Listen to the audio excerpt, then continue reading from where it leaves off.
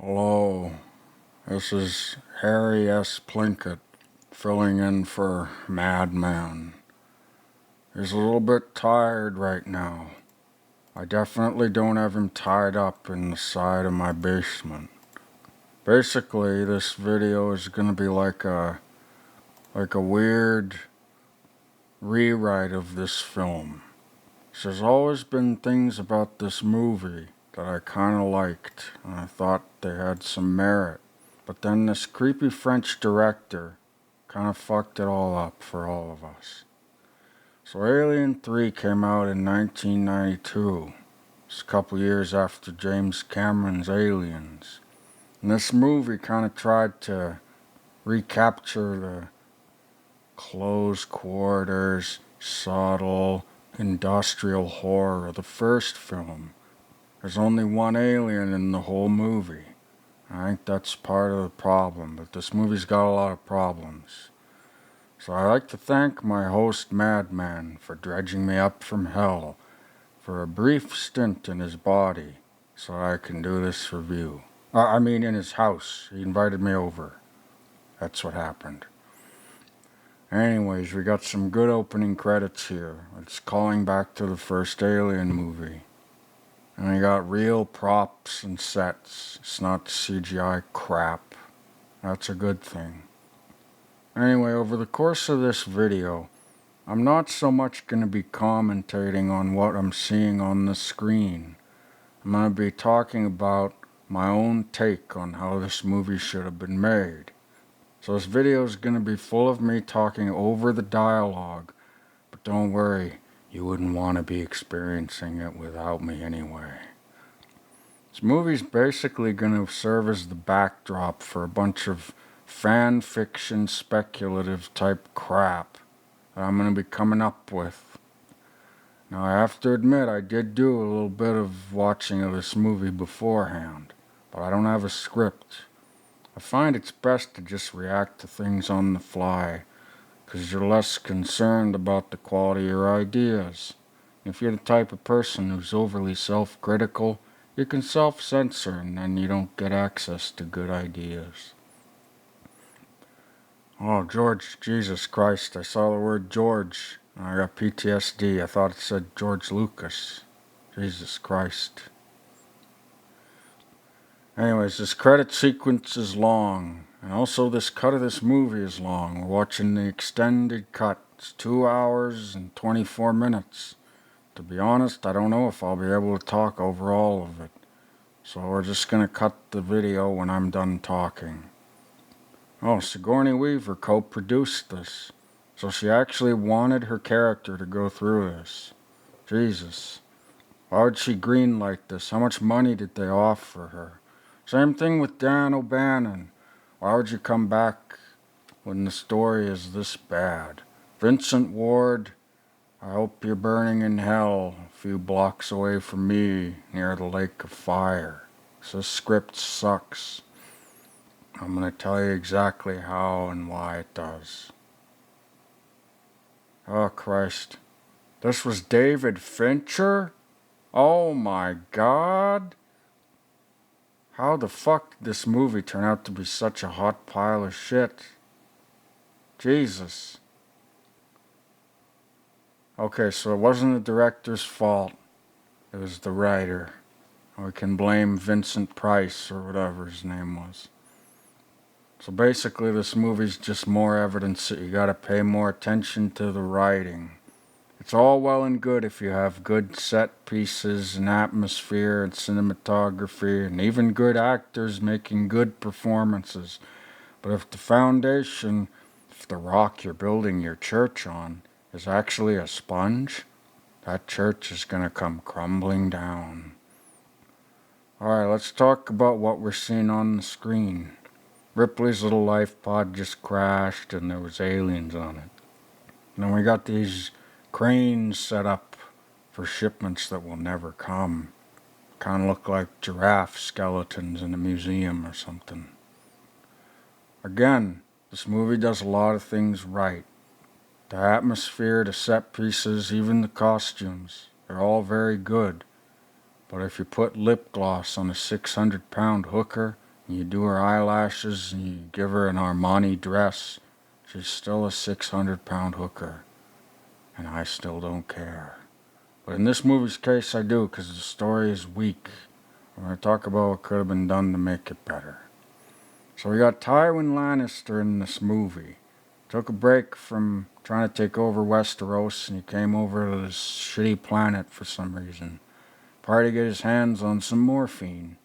So that's this guy's character arc. He's a morphine addict. That's about as complex as he gets. And he finds Ripley on the beach, and she's covered in like black tar or something. She's not really burned, it's more so she's just covered in black goo for some reason.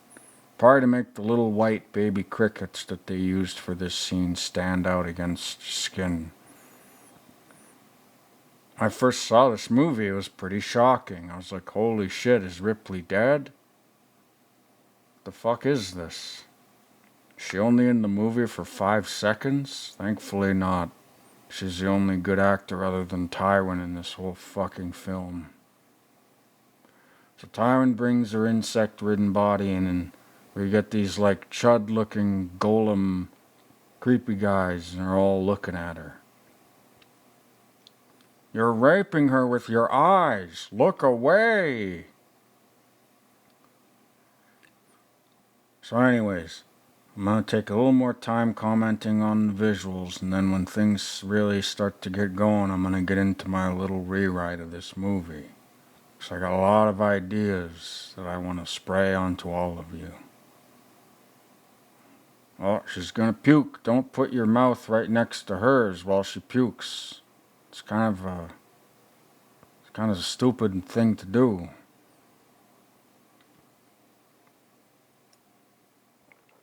I guess the music in this is pretty good too. Again, a lot of things were done right in this movie.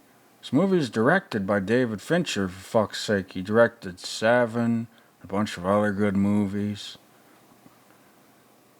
Okay, so we're cutting to the warden of this prison planet guy, and no, it's not Alex Jones.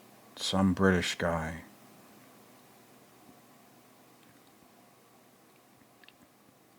Oh, it's nice. He's got a little tray of gauze. I'm sure the gauze will get the alien out of her. Everyone knows that's the cure for aliens. Another thing I like about this movie is it's got a kind of medieval tone to it. They're like in a shitty backwoods, backwater planet colony. And they got lanterns. Oh, hey, that's Hicks. Quick, get him back to the med bay. You could still save him. Just put his jaw back together and he'll be fine. Where's his arm? There it is. Oh, come on, the bugs didn't get all of it. Bring him back to the sewing room and put him back together. God, it's like a metaphor for stitching the franchise back together. Sometimes dead is better. But that didn't have to be the case. This movie was the beginning of the end of Alien. That's why most people only remember the first 2 films. While Alien Resurrection was a brilliant comedy, this movie's just a depressing slog. It's more depressing than my life. Also, this scene pisses me off. They got oxen on this planet, and they're in this big industrial lead refinery. You couldn't get 2 robots or a vehicle? You gotta use oxen? Why the fuck would they even have that as a set piece? Because they wanted to make it look dirty and medieval? Because the director wanted a cheesy, out-of-place religious calf sacrifice scene that makes no sense? Again, up until this point, we've only seen the alien infect people. This was the beginning of the alien being able to infect other things, which I think was a mistake. And that brings me to my first rewrite point. Here we go, guys. Number 1. The alien should have infected Hicks. The whole first 20 minutes or 25 minutes of this movie is devoted to trying to develop these rapist characters. And they don't matter. The writing's bad. It leans heavily on religious and philosophical dialogue, but the characters are so hollow and there's too many of them that it doesn't matter, doesn't stick. So the problem is, all of this opening shit is done to set up the alien bursting out of the calf. That's the inciting incident of the film. What it should have been was that Hicks and Ripley survived the crash and Newt died. Hicks should have been the one infected with the alien, but Ripley doesn't notice. She just sees the acid on the pod that was Newt's, not Hicks's. So she focuses on Newt, is what I'm saying. That's point number one. The alien should have been in Hicks, not a cow. So when it comes out of Hicks later, it's like a dark version of Hicks. Now let's say that in the opening sequence, instead of seeing the pod just crash, we see the alien burst out of Hicks. And after the alien comes out, then part of the ship pod crashes and crushes Hicks's body beyond recognition. So they can't tell that he even had an alien in him in the first place. So even Ripley is fooled. So that establishes that there's an alien, and it sneaks away along the shoreline so no one sees it. It's going to be a stealthier alien than we've seen. It's almost going to be like a dark reflection of Hicks, its host. Maybe when it bursts out of his chest, we see that it's got a slightly shorter head, and his jawline looks a little bit like Hicks. Maybe something went wrong when it went through Hicks, and it took a little more of a piece of his brain with him into the alien. So this alien's real smart is what I'm saying. It's like the alien from the first movie, but a little more crafty. That would make the stakes a little higher, because you're not dealing with some dumb ox-birthed alien. You're dealing with something that went through Hicks, who's one of the main heroes of the previous film. So anyways, the alien escapes the craft, and then the movie plays out about the same up until this point. But here's my second edit for this film. It's important. Number 2, there can't be this many convicts. I'm getting a little tired of movies trying to shovel in 20 characters, only to kill off half of them. Why the fuck should I care if there's a bunch of people that only exist in the narrative just to die? If you have fewer characters and they're better developed, it makes more sense. Maybe this mining colony's being decommissioned. Maybe they're being replaced by robots and there's only like 6 people left, including this doctor. Maybe the only people here are people that are here to fix the robots doing the iridium mining. That's a minor point, but they shouldn't be mining lead. It should be something rare like iridium, because lead is really common. There'd be no reason for a corporation that controls the activities of multiple planets to be mining lead on this piece of crap shitball. Maybe a meteorite rich in iridium landed here, and so they made a bunch of people mine it, and then those people got replaced by robots. And you got a good setup for a smaller, tighter group of people. Maybe it's like 8 people, including Ripley. It's Ripley, Tywin Lannister, and 6 other guys, including the warden who's overlooking this prison. That would make more sense. These are convicts, but maybe they have some kind of mechanical knowledge with the robots, but they've got criminal pasts. And the corporation's like, well, we could just kill these guys or fire them or whatever, but instead we'll put them to work on the iridium mine. No one wants to go there. We'll force them to go there because they got no choice. That would make more sense than just having a bunch of convicts, too many of them in fact, working on a planet just mining lead. Lead's a very common resource. Iridium is not. So that's my second sort of point for this movie. There's got to be fewer characters, and they got to have a better reason for being on this planet. It seems like a minor point, but the whole plot seems absurd. It's like it's contrived just so the director could jack off to Ripley being around a bunch of rapists. I don't want to do my boy David Fincher dirty. I don't think that's what he planned. I think Victor Frankenstein or whoever the fuck wrote this is the culprit. I should have got another writer and just replace that guy. Hire me to write. I could write a better script. In fact, I'm doing it right now. So anyways, They're bringing up the broken shuttlecraft now. And I gotta say, I love the fact that this is all real. These are real objects. Sure, they're made of styrofoam and there's sound effects to make it seem like it's metal, but it's all real stuff that people made. It's a real movie. It's not just Marvel Thanos CGI. That's good. I like that. That's something that was done right. So one of the things people hated about this movie is that they killed off Hicks and Newt. And that's a big deal. It's kind of a lot like The Last Jedi. Fans of Alien and Aliens really didn't like this movie because they liked those characters from Aliens. And this movie kind of subverted things. It was like, oh, we'll just kill them off and replace them with a bunch of weirdos. Now that could have been done better. And that's why I'm doing this commentary in the first place. This movie has good ideas. It just needs the Plinkett touch. It just needs to spread itself open and accept my touch. Anyways, so that's okay that those two characters die. That could make it work. If you did things better in the writing, it could work. Again, in my version of this, if you'll recall, Hicks is the one who birthed the alien. You just get rid of all that oxen shit. You can save 10 minutes of shitty, cheesy, religious scenes. You just get to the fucking point. So the alien at this point in my edit would already be sneaking around. Maybe we see it watching them and not trying to kill them right away. That would be scarier because we've only seen the aliens stalking their victims. Maybe this one just listens to them. For example, in this scene in the morgue, there could be a part where there's a grate in the wall and the alien's just listening. It's not trying to attack them. It's not spitting acid. It's just listening.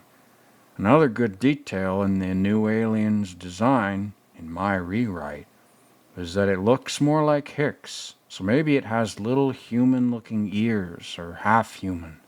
And we get a close-up of those. It's like, oh, this thing's listening to him? It's not supposed to be human. It's not supposed to be smart. The hell is this? That makes the alien that's now become less alien, more alien again. Because it's more human. So in this scene, Ripley thinks Newt might have an alien in her body. So she's trying to get them to leave her alone under the pretext that she's emotional. Because she's worried about the company getting wind that there's aliens and coming to get them. That's good. That makes sense. Ripley's basically against the company getting a hold of one of these things. That's a good thing.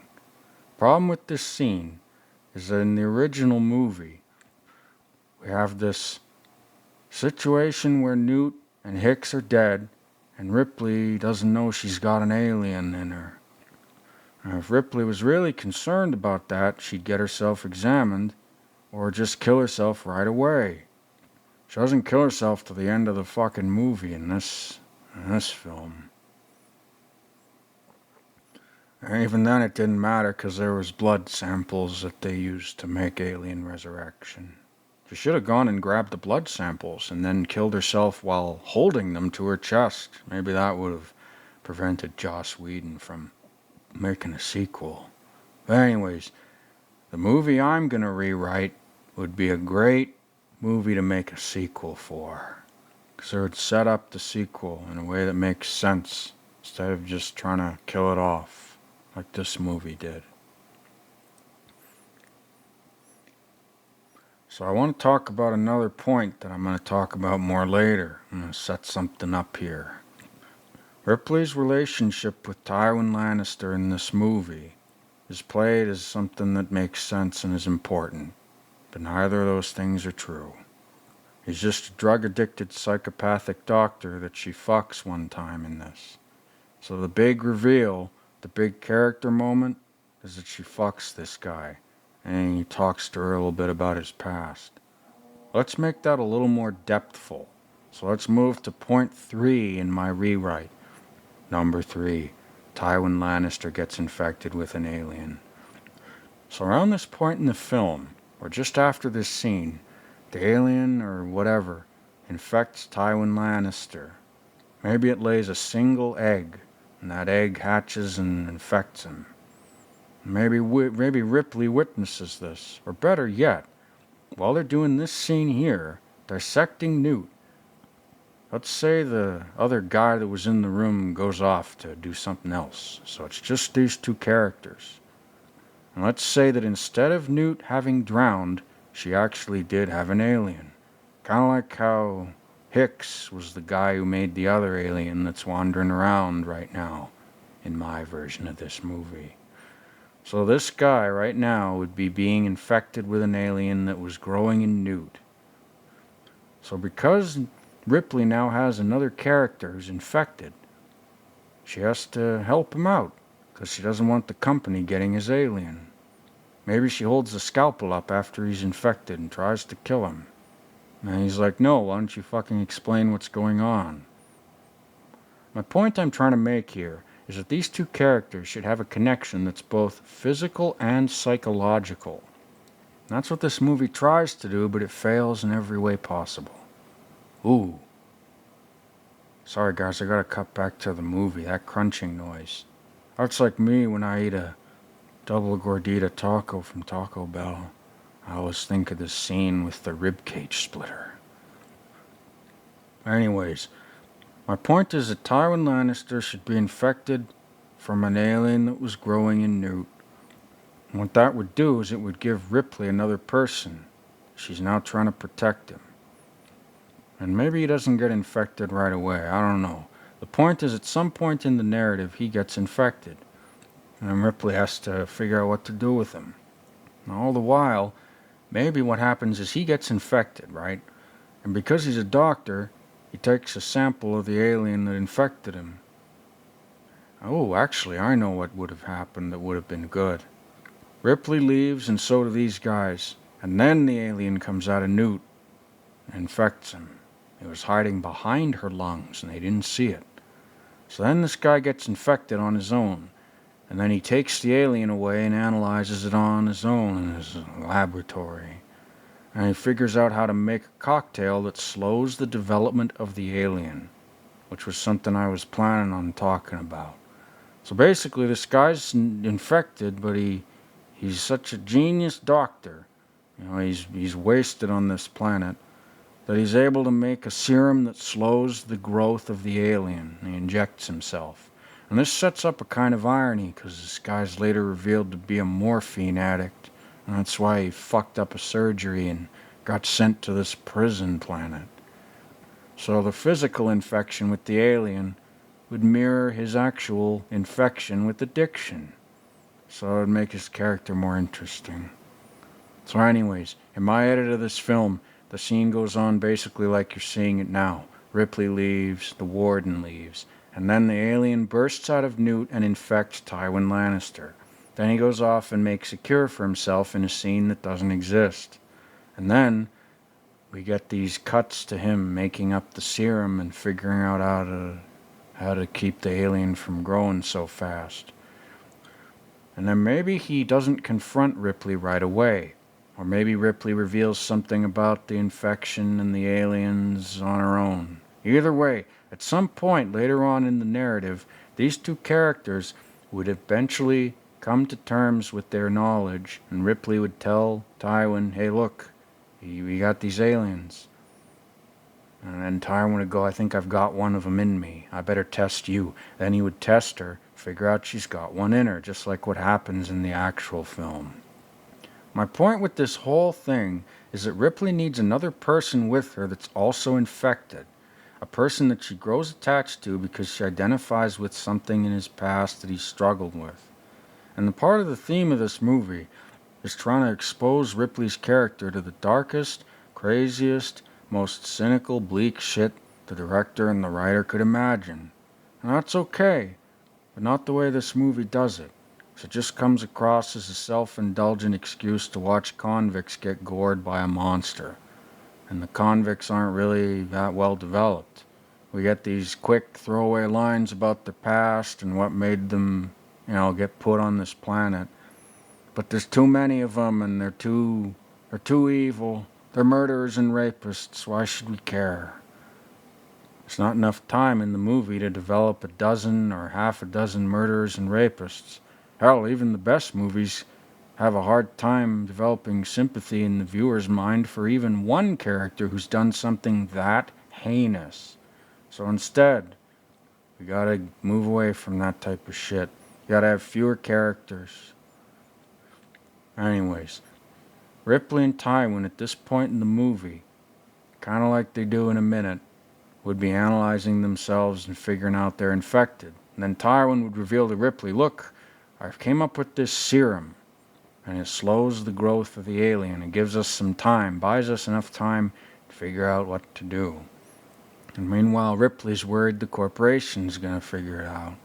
So she goes, we gotta do something about this problem. We gotta keep the company from figuring out till we got aliens.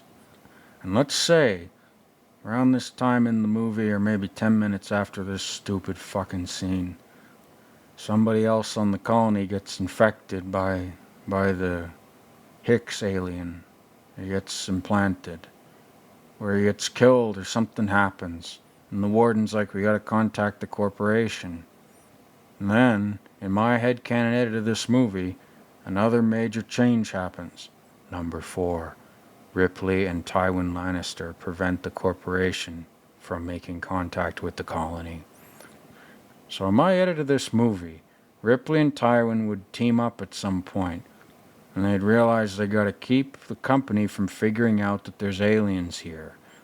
So maybe what they do is they team up with one of these convict grunts, and they say, look, we gotta disable the communications tower. Or maybe they do it on their own. Either way, Ripley and Tywin end up shutting down the main communications for the base to talk to the company. Maybe they blow it up or cut a wire or they do something. Or maybe the alien does it. Either way, the communications tower for this base fails. And at that point, the warden goes, shit, we can't talk to the company. We don't know what the fuck to do now. So then, the next part of my edit would come into play here. But instead of talking about that, I'm going to talk about how much I hate this scene. The scene is bullshit. Literally. It's a cheesy montage with a bunch of faded shots faded into each other and big faces on the screen. And the guy's trying to read something about the dead being released or something. This is all nonsense. There's nothing like this in the first 2 films. It's not even good, gotta be honest. Anyway, guys, my vodka gimlets are running low, so I gotta take a quick break, but I'll be back before you know it. So I want to talk about this whole movie, and I want to do it right. So see you in a minute. It's 28, 18, 19, 20, 21. Peace out. Hello, everyone. We're back. Ashes to ashes and dust to dust. Yeah, this original script should be burned to dust. I agree with that. Again, we got these overlong, melodramatic scenes. We pan over the butchering equipment. And it's just nonsense. Why does it mean more that the alien came out of a cow than if it came out of Hicks? But anyways, enough about that crap. Let's get back to what I would have done in this scene. It's not a big deal to have the monks be part of some religion, but again, we got too many characters. I think you could have cut out the whole pseudo-religious weird subplot and just have it be about a smaller group of characters. You could shorten the movie by 45 fucking minutes if you did that.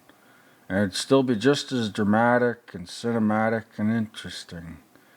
Problem is the subplot with the monks. It's almost like something that maybe would have worked in an 8-hour miniseries. I don't know, like True Detective or something. Problem is you're trying to do too much too quickly. And it just bloats your movie and makes it suck.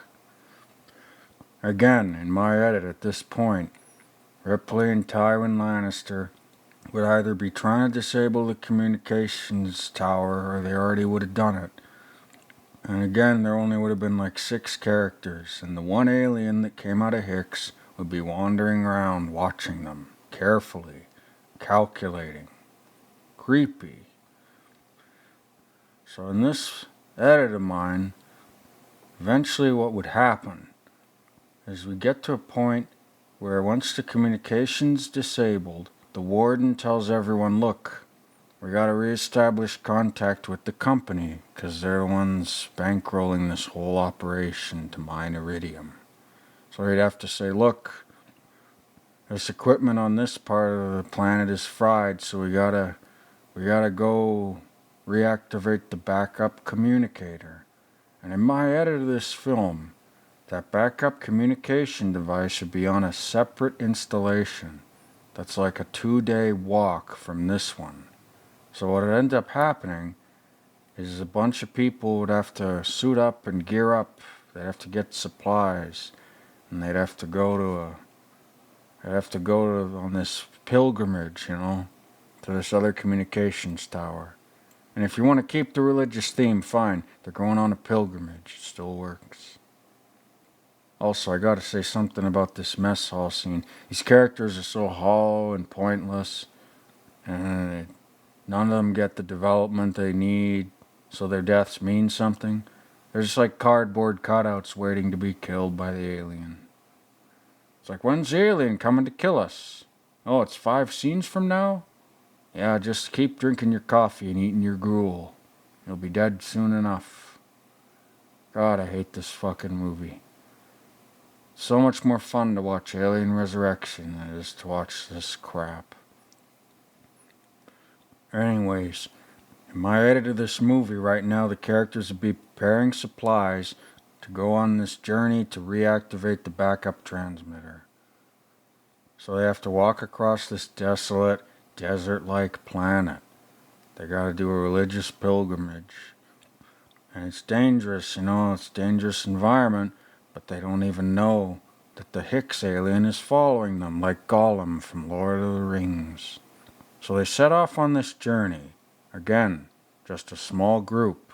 6 of these people, including the warden, and then you got Tywin and Ripley. So 8 people. And even that's being a little bit generous. Should probably be 6 people total. But anyways, on their way, they could have campfire conversations and learn things about each other. Instead of this bullshit in the mess hall, you could have conversations that have a little more weight to them. They're trying to cook food in the rain. They got some kind of shitty science fiction tents they're using to survive, whatever. And the alien is just kind of looking at him. It hasn't done anything yet. A lot like the first Alien, you could have a situation where the villain, the alien, doesn't right away start ripping people in half, or burst its way out of a calf in a gory scene that's supposed to be some kind of corny religious commentary on sacrifice. Instead, the alien would be crafty. It'd be creepy because it'd be more human. It'd be watching them from the rocks in the rain, stalking them, listening to their conversations, kind of like the viewer. There'd be a creepy voyeuristic aspect to it. And that'd make the alien seem more threatening because it's more like a person than a wild animal. Again, he'd be building on what was set up in the first Alien film, that this creature is supposed to be intelligent. But even in that first film, it doesn't display a lot of intelligence except for being stealthy. In this movie, it'd be listening to the characters. There'd be an implication that it took a bit of Hicks's brain, and it can actually sort of understand what our characters are saying. It'd be a little bit more like Predator, where the Predator actually understands what's going on, and he's a real tactical foe. It's not just an animal. Anyways, in my edit, other than this fucking horrible scene where the guy admits he's a rapist, oh my god. It's 2024. Probably shouldn't admit that. Anyway, guys. Basically, during this pilgrimage to reactivate the backup transmitter in my little re-edit, our heroes would be beset by this alien, and at some point during the journey it would attack, kill one of the convicts, or infect them. The best case scenario, in my opinion, would be everybody's asleep in their little camp and they're halfway to the transmitter. And one of these convict guys, again, a smaller group of better developed people who we actually might care about, he gets infected with the Hicks alien. And he gets infected in his sleep, maybe he has a nightmare. The point is he wakes up and he doesn't know he's got an alien in him. He thinks it was a bad dream.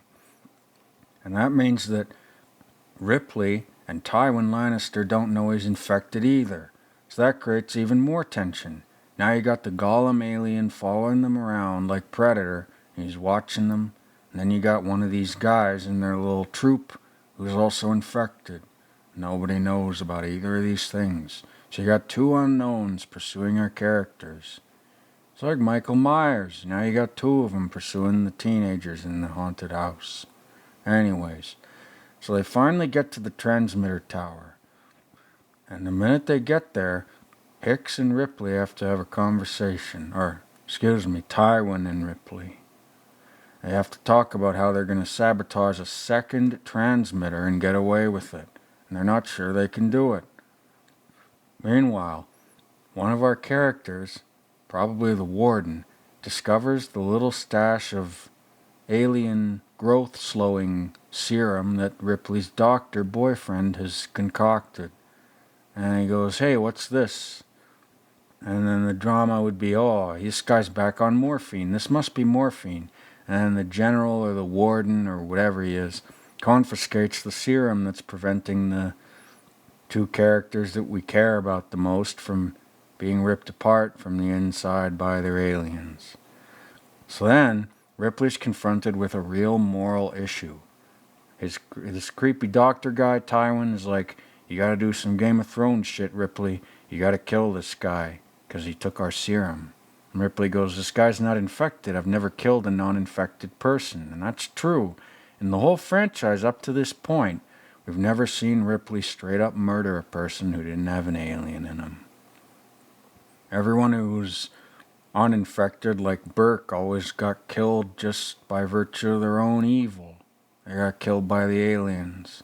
Or it was an android or something getting killed. But at this point, Ripley's confronted with the possibility of having to do something she's never done before. Actually kill a non-infected, quote-unquote innocent person. And this creepy doctor guy who's kind of a psychopath could be like this guy tempting her. He's like, "This is about survival, Ripley. We gotta kill this guy because he's got our cure. He's gotta die no matter what. And we gotta make it look like he died by accident." So then Ripley's confronted with a moral situation she's never had to confront before.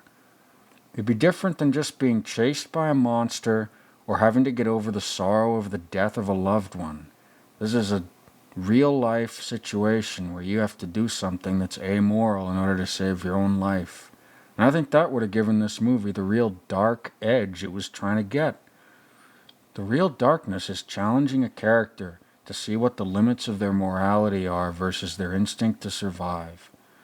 So in my rewrite, while they're on this journey to this transmitter, Ripley decides to kill the warden guy, the British guy that we saw in this shitty version of this movie. So when Ripley decides to do this, she's really conflicted. It gives another sense of drama, tension, depth to the characters. So they kill the warden to get the serum back. And then shortly after that, after passing off the warden's death as some kind of accident, some other less experienced person in the team of convicts or whatever takes command. Whatever the second-in-command guy is, he has to fill in for the warden, but he's less experienced. And so that adds another dimension of tension and weakness to the whole team. So then after all this has happened, you've got our troop getting to the facility that has the backup transmitter in it. There's a guy infected with an alien among them, and there's the Hicks alien stalking them from the shadows, and they still don't even know he's there. So they get to the facility, and Ripley and Tywin have to have another awkward conversation. And he basically says to her, "Why don't we just kill everyone? And just destroy this transmitter and then hijack the warden's ship at the other base and get the fuck out of here." Ripley goes, no, I'm not going to kill 5 people. The fuck is wrong with you? Again, her morality would be challenged by the desperation of the situation, the fact that her life's in danger. And then, let's say that this facility, this backup place with the backup transmitter, also has a medical bay. And Ripley says to the doctor, couldn't you just take the alien out of us? And he goes, well, maybe, but the equipment here is really old and it'd be a huge risk. And maybe Ripley, not wanting to just be a murderer, says, I volunteer. If you can get this alien out of me using this old equipment at this old medical part of this base, let's just try that. It's better than me having to become a murderer. And he goes, okay, but I can't promise you'll survive. And so basically, they're planning to do this whole extraction of Ripley's alien covertly.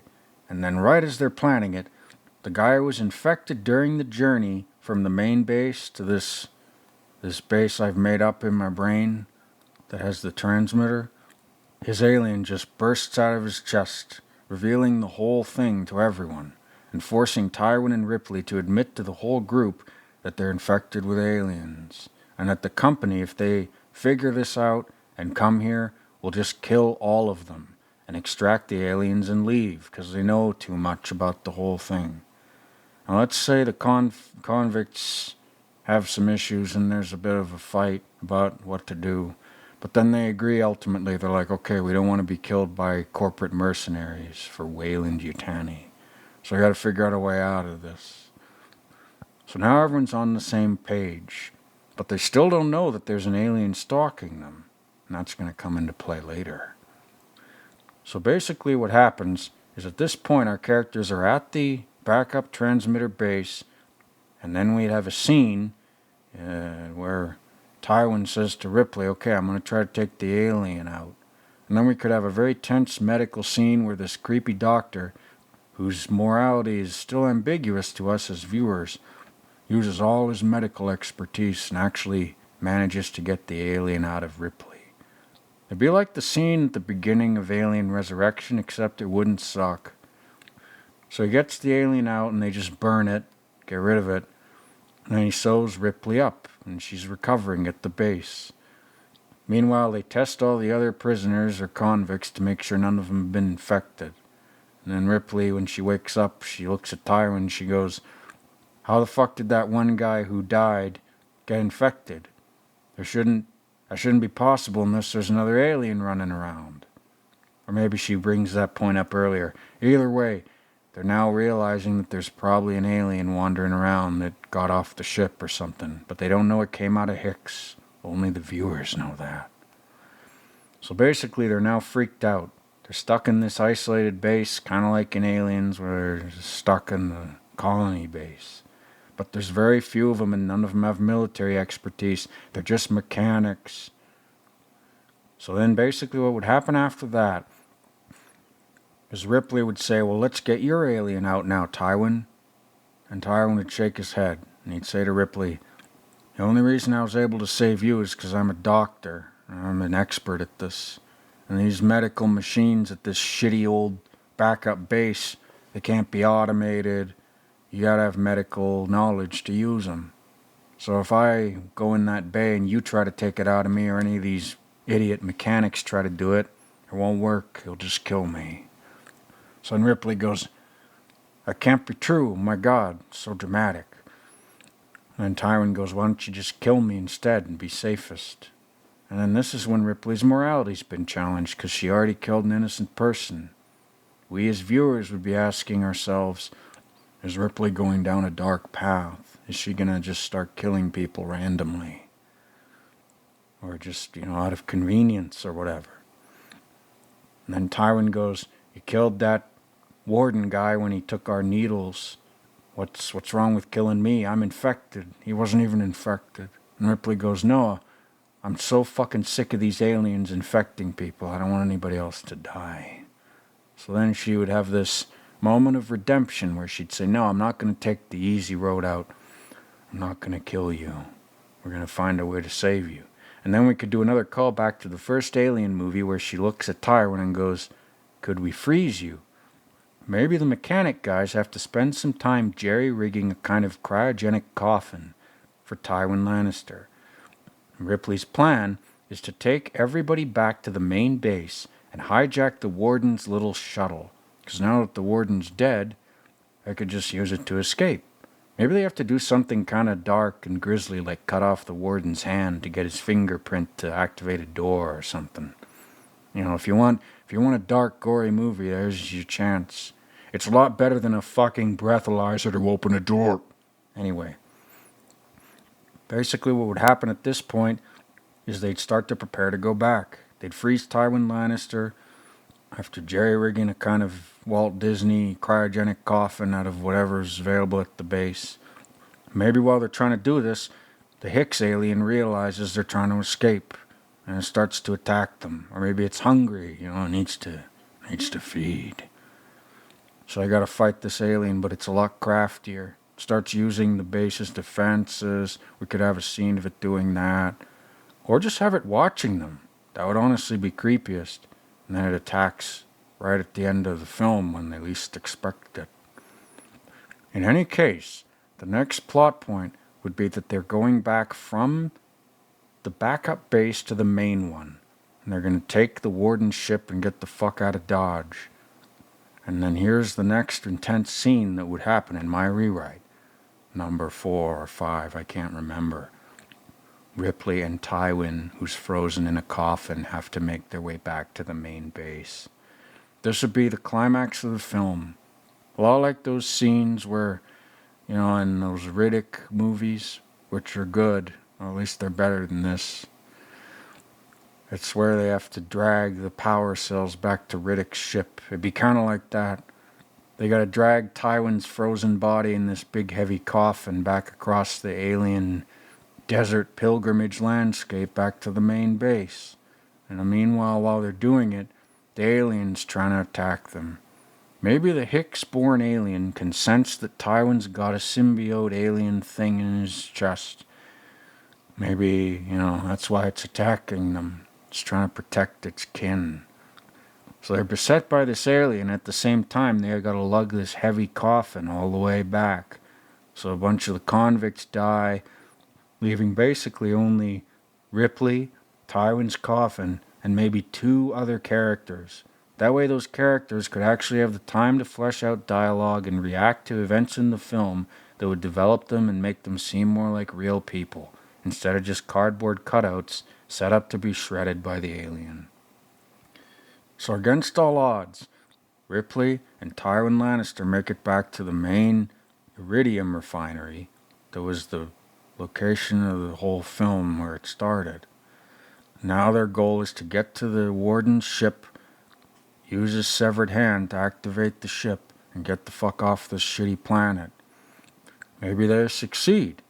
We have a scene with Ripley and the couple guys who survived blasting off the planet, and she looks back and sees Tywin's frozen body in the cargo bay. And she's resolved. She's like, I'm not going to let the aliens kill another one of these people. We're going to get this guy to safety. But, unbeknownst to Ripley, when they used the Warden's hand to get on the ship, it activated some kind of silent alarm. The camera could pan down to some kind of little red light. And what that means is that the ship has alerted the company that it's being activated. Because maybe the Warden wasn't scheduled to leave. And when he's making an unscheduled flight, it just automatically informs the corporation. So then we'd have this intense final sequence of the movie, which would take place in space. And it would basically be Ripley and Tywin Lannister's frozen body and the 2 iridium guys, miners that survived, trying to evade the corporation's little ship that's now chasing them. And maybe Ripley has another moment of moral testing where she looks back at that frozen body in the cargo bay and realizes she might have to jettison it and then shoot it to prevent the company from getting the alien. Because she doesn't have one anymore. But unbeknownst to her, of course, the Hicks alien has snuck onto the ship. And then we could have a fight scene where she jettisons the Hicks alien or whatever.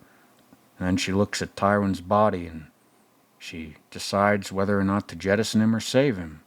Maybe she's able to prevent his body from being blasted out the airlock at the same time as the Hicks alien. And they shoot the Hicks alien with the ship's lasers or whatever, all the while evading the company ship that's pursuing them. And they either have to blow up the company ship or hide from it. Let's say they blow it up. It's the final scene. Why not have an explosion at the end? And then, that leads me to my last point, really. Number 5 or 6, the end of the movie. I would end the movie with Ripley and the 2 Iridium guys. Maybe one of them died or something. That would make more sense. Then you'd have Ripley, one guy, and the frozen body of Tywin. It's 3 characters, just like the beginning of the film. The movie ends with them having evaded or destroyed the corporate ship that was pursuing them. And that leaves the ending of the movie open. What will they do? Will they try to find some colony planet and get Tywin cured? Will they try to just escape? We don't know. It leaves a nice open-ended cliffhanger for the 4th movie to happen and not be a Joss Whedon half-joke shit-pile film. Alright guys, so we're only about 51 minutes into this movie, Alien 3. It's a very epic rape scene happening right now. It's definitely the direction I wanted this franchise to go. Anyways, on that cheery note, I'm going to end my commentary. I got to get back to hell. I got a long sentence to serve there. Thanks again to Madman for letting me, do this review / fan fiction thing. I don't know what to call it. Anyways, that's basically it, guys. Don't watch this movie, it sucks. Just listen to this commentary. It's half the length, less than half. And it's better than the film, in my humble opinion. Alright, so I gotta go. What does Madman always say? Take your vitamin R and don't fuck too many hookers. Peace away.